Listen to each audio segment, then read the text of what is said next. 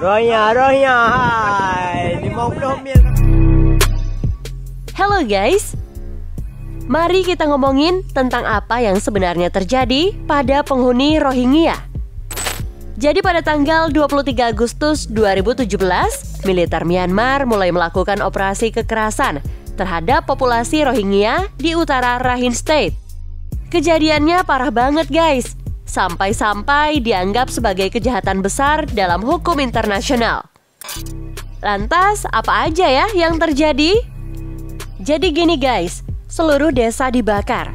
Dan bukan cuma kerusakan fisik aja yang mereka dapatkan, tapi mereka juga terpaksa keluar dari rumah mereka. Dan akhirnya banyak yang lari ke negara lain buat cari perlindungan. Mungkin kamu penasaran juga ya, gimana awal mula ceritanya dan gimana perjalanan pengungsi Rohingya hingga sampai ke Indonesia. Tonton aja terus video ini untuk tahu jawabannya.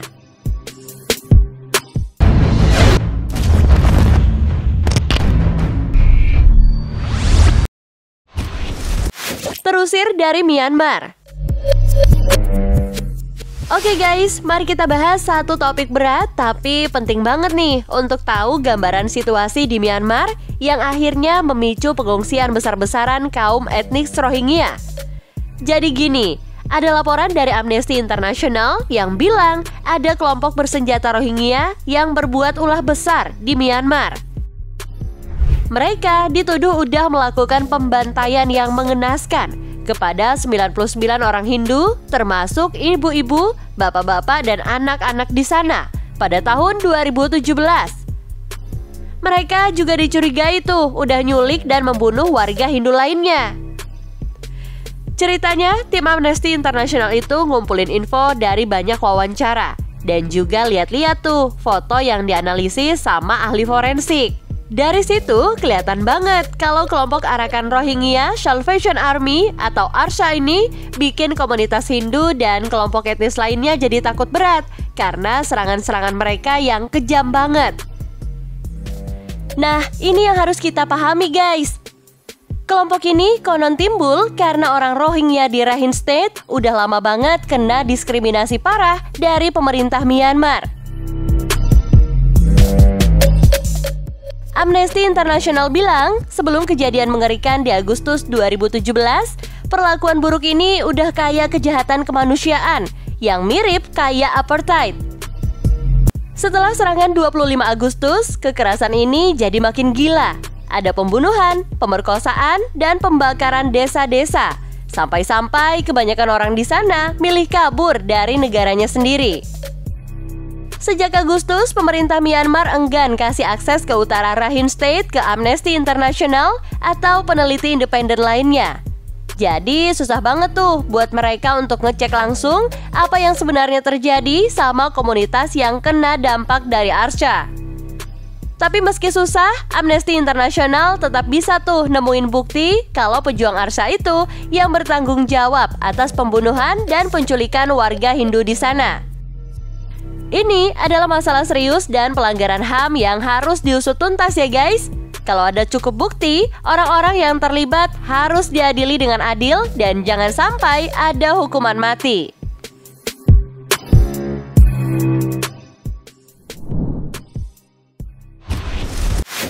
Mengungsi ke Bangladesh. Guys, mari kita bahas lebih dalam tentang situasi di Rakhine, Myanmar yang cukup kompleks dan juga serius ya. Jadi, kejadian di Rakhine yang melibatkan kelompok bersenjata Rohingya itu jadi salah satu pemicu besar buat militer Myanmar untuk mengambil tindakan tegas. Pada saat itu, situasi di Rakhine State itu benar-benar mencekam. Banyak laporan yang masuk tentang kebrutalan militer, mulai dari pembakaran di desa-desa, pembunuhan, sampai kekerasan seksual. Akhirnya mereka pun mengusir kaum Rohingya dari negara itu. Nah, ini tambah parah lagi nih karena kejadiannya berlangsung setelah ada kudeta di Myanmar. Akibatnya, kaum Rohingya ini nggak diakui sebagai warga negara dan terpaksa mengungsi. Kebanyakan dari mereka sih memilih mengungsi ke Bangladesh. Mereka mencari tempat aman dari kekejaman yang mereka alami. Bayangin aja guys, dalam waktu singkat, ribuan atau bahkan ratusan ribu orang harus meninggalkan segalanya di belakang dan hidup sebagai pengungsi. Di sanalah pemerintah Bangladesh menampung pengungsi Rohingya di Cox's Bazar dan sebuah pulau. Tapi guys, kehidupan di tempat pengungsian itu emang gak mudah loh. Mereka juga harus menghadapi kondisi hidup yang keras dan tidak menentu. Ditambah lagi, ada potongan bantuan dari PBB, jadi situasinya bisa dibilang makin sulit buat mereka. Karena kondisi yang serba sulit itu, banyak warga Rohingya yang akhirnya memutuskan untuk mencari kehidupan yang lebih baik dengan melarikan diri dari Bangladesh. Tujuan mereka biasanya ke Malaysia atau Indonesia. Kedua negara ini jadi pilihan karena dianggap lebih aman dan mungkin bisa memberikan kesempatan hidup yang lebih baik.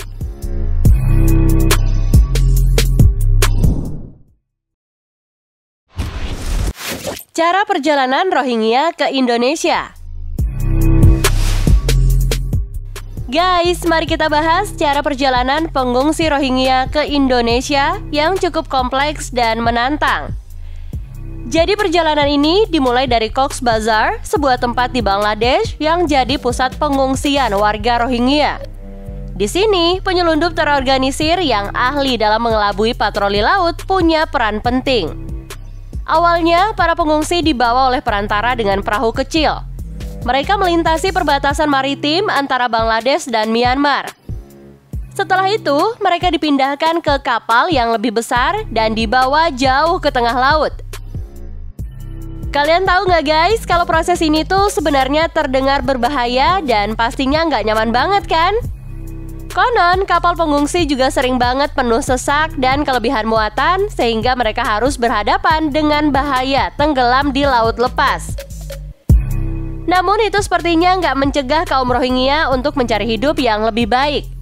Menurut Arakan Project, ada perubahan demografi pengungsi yang meninggalkan kamp belakangan ini. Kalau dulu, kebanyakan penumpang kapal adalah pemuda yang ingin kerja ke Malaysia, meskipun secara legal mereka nggak boleh tuh kerja di sana.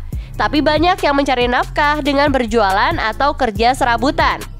Tapi belakangan ini, lebih banyak perempuan muda dan keluarga mereka yang ikut dalam perjalanan ini.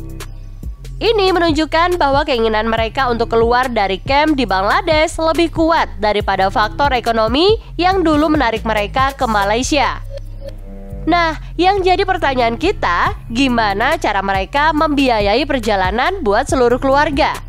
Ternyata guys, biaya perjalanan ke Indonesia sekarang lebih murah dibandingkan sebelumnya.